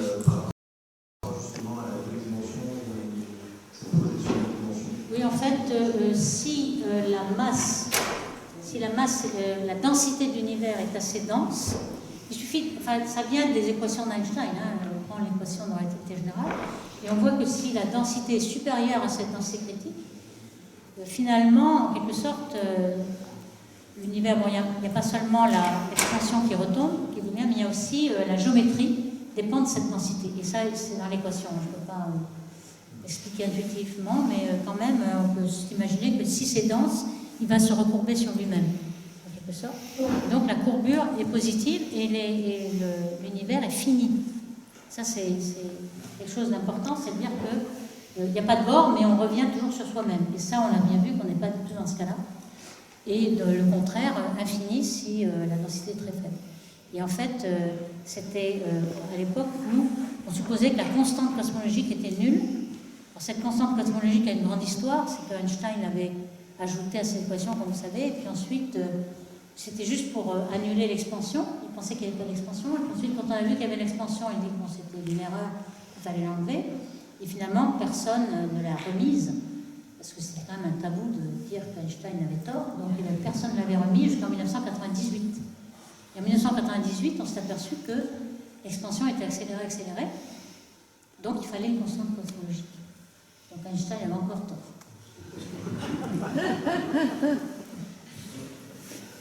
Vous pourriez juste expliquer peut-être la coïncidence voilà. Et l'explication grâce à la théorie de l'inflation. Voilà. Oui, vous avez raison, c'est le problème de l'horizon et de la platitude. La platitude, on ne s'attendait pas à ce que ce soit plat parce que quand on regarde les équations, il suffirait qu'il y ait epsilon 10-15 d'écart à la platitude pour que ça croisse exponentiellement et on ne soit pas plat aujourd'hui. Alors donc ça, on l'a résolu. De même que le problème de l'horizon. Le problème de l'horizon, c'est le fait que nous sommes tous, chaque point de l'univers est entouré d'un horizon qui est la taille de l'horizon, c'est la grandeur qu'a parcouru la lumière depuis le Big Bang. Donc elle a parcouru 13,8 milliards d'années-lumière. Donc on est entouré de cet horizon et on ne verra pas au-delà, puisque les galaxies qui sont au-delà auraient pris plus de temps à nous envoyer un photon que la lumière. Maintenant, cet horizon était tout petit. À l'âge où on a observé cette situation, cet horizon, il faisait 400 000 ans, puisque c'était 400 000 ans après le Big Bang.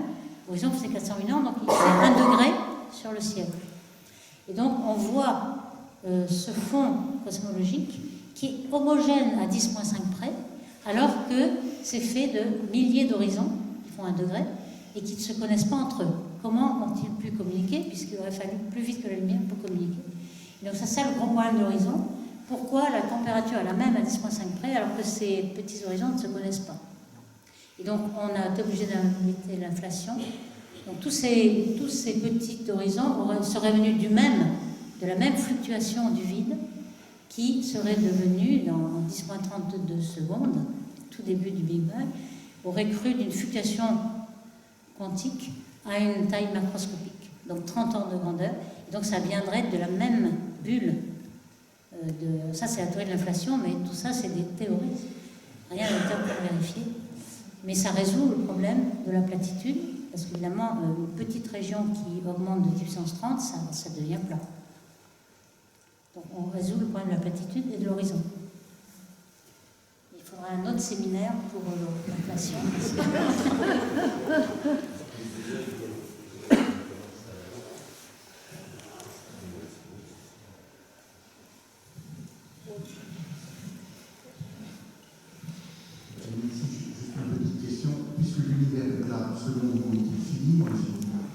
Pour l'instant, il est infini, il n'y a pas de problème. Il est infini.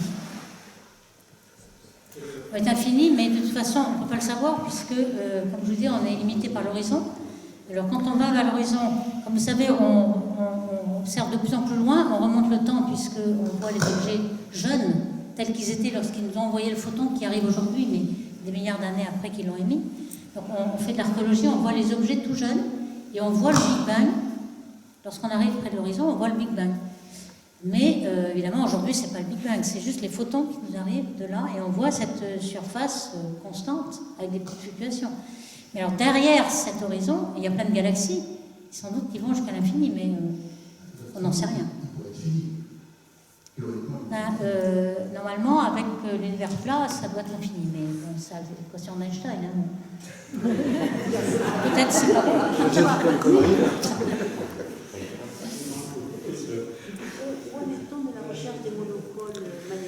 Ah non, il n'y en a plus. C'est fini. Les gens cherchaient très longtemps, mais il n'y en a plus. C'est fini. Ils ont abandonné la recherche. Il n'y en a pas. Et de même, tous les défauts topologiques, il n'y en a pas. Juste une question d'avis. Vous parlez de l'énergie vide, des fluctuations quantiques, parce qu'il y a des particules, des particules qui se créent. Donc ça veut dire qu'il y a de la masse associée à ces fluctuations. Il n'y a pas de masse. Il n'y a pas de masse. C'est le vide. Il n'y a pas rien, mais c'est du vide. C'est-à-dire qu'il y a autant de fluctuations négatives que positives. Et c'est très transitoire. Ça dure 10 ou 30 secondes. Et il y a autant de positives que négatives. En moyenne, c'est zéro. Il n'y a pas de masse. Il n'y a pas de masse. C'est zéro énergie en moyenne. Il y a des petites bulles positives, des bulles négatives, et on pense qu'une bulle positive a pu donner un univers. Puisque monsieur a commencé avec la question d'ailleurs, je vous en pose une moi-même. Vous parlez là de disons, le temps quand on vient en regardant loin, on regarde en arrière. Pourquoi est-ce que nous ne pouvons pas nous voir nous-mêmes? Ben non, parce que l'univers n'est pas fini et n'est pas... parce que les gens ont cherché ça. Les gens cherchaient dans le fond de l'univers, par exemple Planck, mais les satellites Kobe, WMAP avant, ils ont dit, bon, si l'univers, par exemple, il y avait l'univers chiffonné, prenons de luminé, ou l'univers qui était, qui se reproduisait lui-même comme un motif, qui devenait périodique. Et donc on aurait pu voir, parce que alors là, on a beaucoup d'horizons, donc on voit beaucoup plus loin que ce qu'on voit aujourd'hui, puisqu'on ne voit pas au-delà de l'horizon. Là, on voyait beaucoup d'horizons. Donc on s'est dit, est-ce qu'on revoit dans cette zone-là la même chose qu'il y a dans la zone ici? On a fait plein de corrélations croisées et il n'y a rien du tout. Donc l'univers ne se replie pas sur lui-même, il n'est pas chiffonné. Donc c'est vraiment un univers infini et on ne revient pas sur son propre chemin. Dans l'univers fini, on va dans un côté, comme la surface de la Terre, on revient sur son chemin. Et ce n'est pas le cas. On n'est pas dans cette configuration-là. On part d'un côté et on va jusqu'à l'infini, mais on ne retourne pas sur son chemin. De sorte.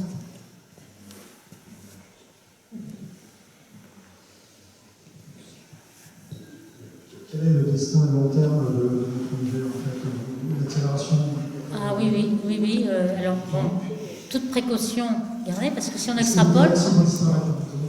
extrapole ce qu'on connaît aujourd'hui, alors c'est un univers de Sitter qui commence exponentiellement. Alors on a 70% d'énergie noire. Il faut dire qu'auparavant il y en avait 0%, 70%, et bientôt il y aura 100%. Puisque cette énergie noire, elle croît, enfin, elle ne décroît pas, alors tout le reste décroît et elle ne décroît pas. Donc on va être à un univers de Sitter, sans matière, donc tout dilué, et tous ces cartes. Alors je dis avec précaution, hein, parce que on a vu qu'il y avait beaucoup de retournements, c'est comme à la bourse, si vous faites l'extrapolation, vous êtes très riche, mais après, ça retombe. Mais si on extrapole, oui, c'est indéfini.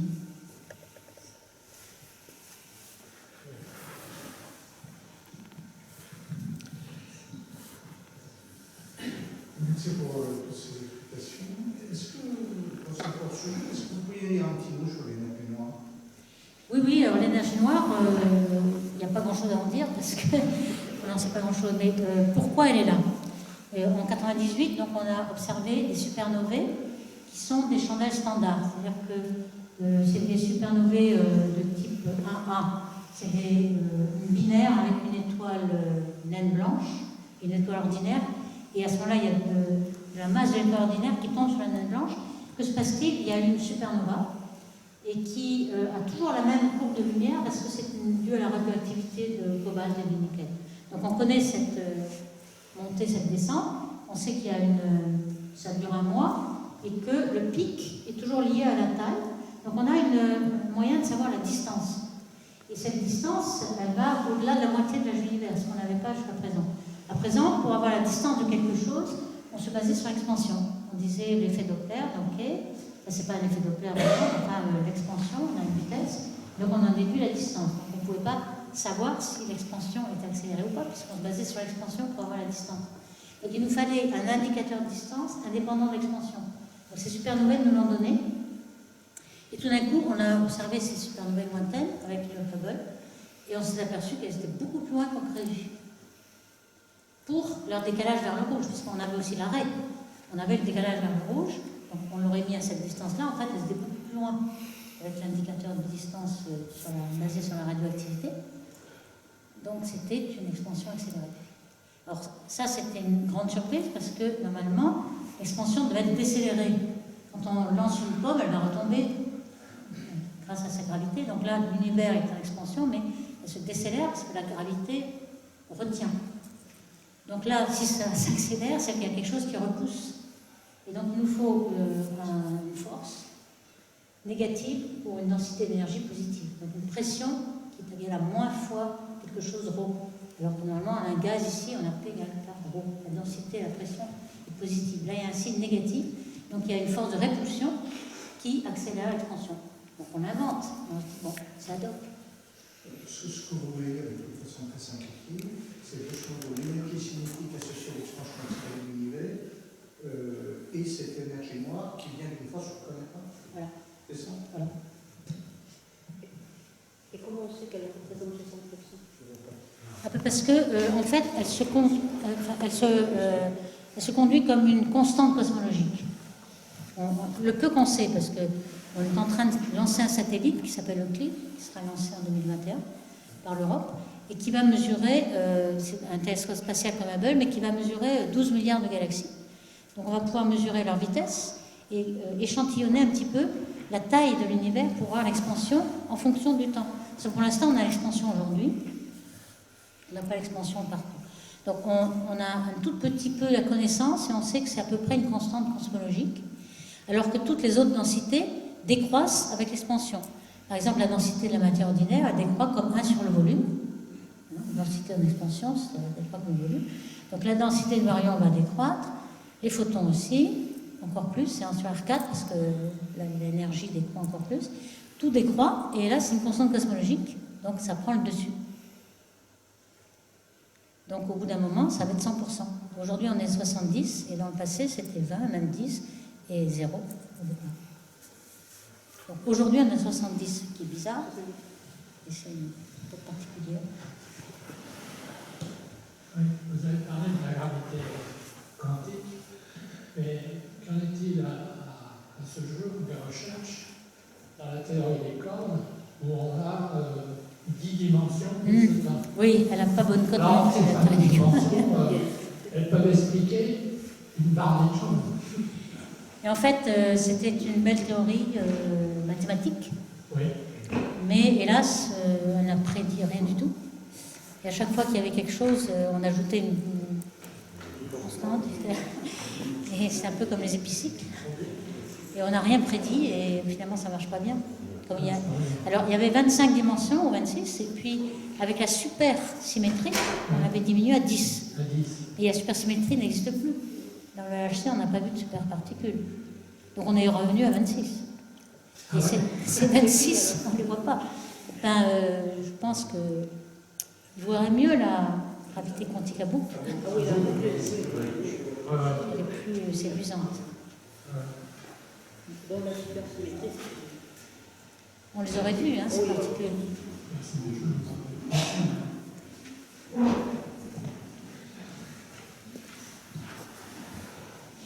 Ça, je vous pose une question.